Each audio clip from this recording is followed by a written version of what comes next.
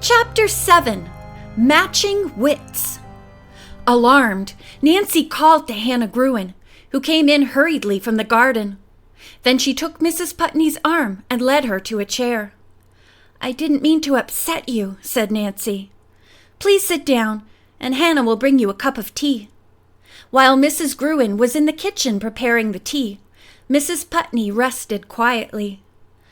"How did you discover about the ranch?" she finally asked, in a voice scarcely above a whisper. Nancy remained silent as the widow slumped back in her chair. When the housekeeper brought her a cup of tea, she sipped it obediently. Presently she declared she felt much better. "Please forgive me for having distressed you so," begged Nancy. "On the contrary, I should have told you sooner. 3 days ago, I had another message from my dear husband. He advised me to invest my money in a good, sound stock. Three Branch Ranch was recommended. That's why I was so startled when you asked me about it, Nancy." "The message came to you at home?" Nancy inquired. "No, through a medium. I heard of the woman and attended a séance at her home. It was very satisfying." "Who is she, and where does she live?" The question took Mrs. Putney by surprise. "Why, I don't know," she said. "You don't know?" exclaimed Nancy. "Then how could you attend a séance in her home?" "I learned of the woman through a friendly note which came in the mail. The message said if I cared to attend the séance, I should meet a car which would call for me that night. The car came?" "Yes. It was driven by a woman who wore a dark veil. During a rather long ride into the country, she never once spoke to me." "Yet you weren't uneasy or suspicious?" "It all seemed in keeping with what I had understood to be the general practice in such things.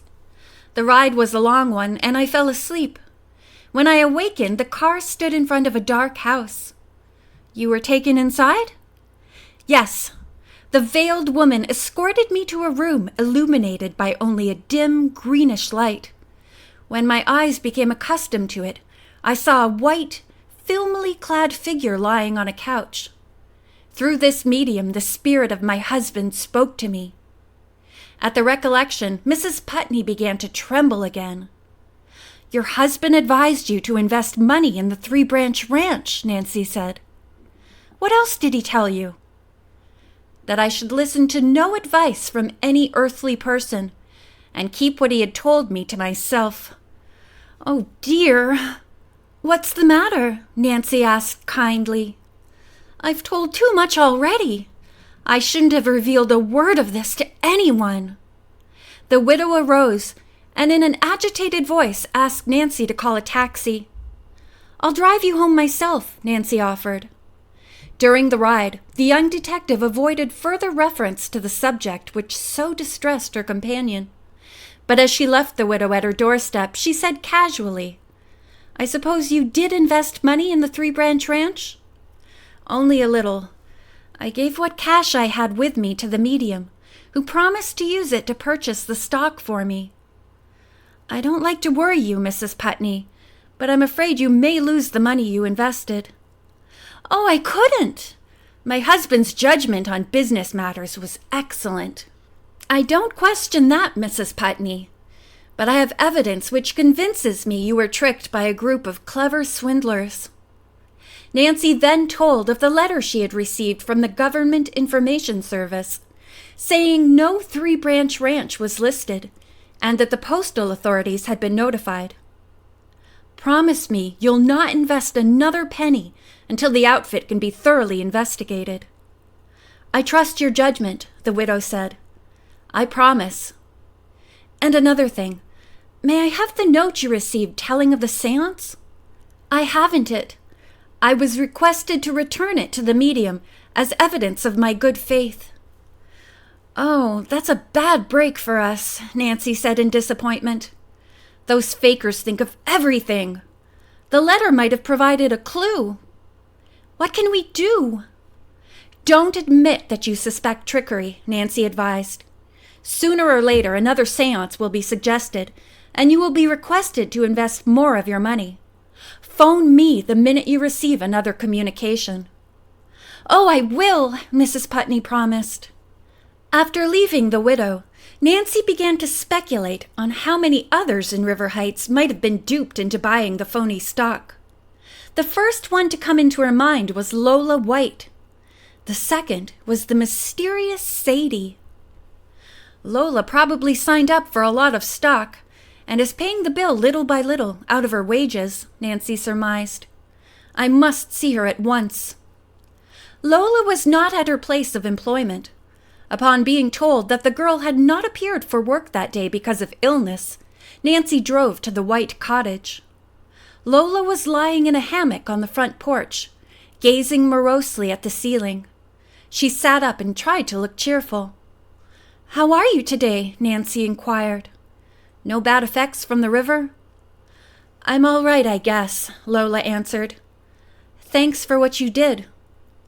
"We were just fortunate to be there when you needed us," replied Nancy. "By the way, do you feel like telling me why you were there?" "No, I don't," Lola said sullenly. Nancy did not press the matter. Instead, she asked her if she had ever heard of the Three Branch Ranch. Lola's eyebrows shot up, but she shook her head. Then Nancy told Lola that her real purpose in coming to call was to ask if she were acquainted with a girl named Sadie. "Oh, you must mean the one who works at the Save-A-Lot market," Lola said. "I don't know her last name." "Thanks a lot, Lola. I'll go to see her." As Nancy went down the porch steps, she added, "Keep your chin up, Lola." Happy that she had obtained a lead, Nancy climbed into her convertible, waved to Lola, and sped away down the street. When Nancy inquired at the market whether a girl named Sadie worked there, a tall blonde operating a cash register was pointed out. So busy that she was in no mood to talk, the girl frowned as Nancy paused and spoke to her. "You're Sadie?" Nancy asked, uncomfortably aware that she was delaying a line of customers. "Sadie Bond," the girl replied briskly. "I'm trying to trace a Sadie interested in buying stock in a western ranch," Nancy said, keeping her voice low. "You've got the wrong girl, miss," Sadie replied. "I don't have money to buy ranches." Nancy smiled. "Then I guess I'm looking for some other person." Having drawn a blank, Nancy decided that her next move should be to write an advertisement for the River Heights Gazette. It read, "Sadie, if you are blonde and know of a certain walnut tree, a beautiful gift awaits you in return for information. Reply box 358. The second day after the advertisement appeared, Nancy, with Bess and George, went to the Gazette office to ask if there had been any replies. To their astonishment, nearly a dozen letters were handed them. "Jumping jellyfish," muttered George. "How many walnut tree Sadies are there in this town?" Carrying the replies to a nearby park, the girls divided the letters and sat down to read them. Several were from pranksters, or persons who obviously had no information about the walnut tree, but were eager to obtain a free gift. "Running that ad was a waste of money," Bess sighed, tossing aside her last letter. Nancy, however, was deeply engrossed in a letter written on the stationery of the lovely cosmetic company. "Girls, listen to this," she exclaimed. "I have blonde hair. Do you refer to a black walnut tree along the Muskoka River? What is the gift you are offering? Sadie Green." "We must find out more about this girl right away," Nancy declared. She telephoned the cosmetic firm and learned that Sadie was the telephone operator. When Nancy spoke about the letter, the girl pleaded with her not to come to the office. "I'll meet you in the park," Sadie promised. "I'll be there in a few minutes." The three friends were afraid the girl might not keep her promise, but eventually they saw a young woman with long blonde hair approaching. "I can't stay more than a minute," she said nervously. "The boss would have a fit if he knew I skipped out." "Will you answer a few questions?" "What do you want to know?" "First, tell me, did you ever hear of the Three Branch Ranch?" "Never," the girl replied with a blank look. "Did you leave an envelope with money in the hollow of a tree near the river?" Nancy asked. The girl moved a step away. "Who are you?" she mumbled. "Detectives? Why do you ask me such a thing?" Before Nancy could reply, she burst out, "I've changed my mind. Keep your present." With a frightened look in her eyes, Sadie whirled and ran off through the park. "That girl is afraid to tell what she knows," Nancy exclaimed. "But we may learn something by talking to her parents." Inquiry at the lovely personnel department brought forth the information that Sadie lived with an elderly grandfather, Charles Green, on North James Street. The girls went directly there. Old Mr. Green sat on the front porch in a rocker, reading a newspaper. He laid the paper aside as the girls came up the walk. "You friends of my granddaughter Sadie?" he asked in a friendly way. "She ain't here now."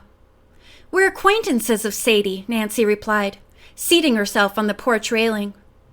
"If you're aiming to get her to go someplace with you, I calculate it won't do no good to ask," the old man sighed. "Sadie's acting kind of peculiar lately."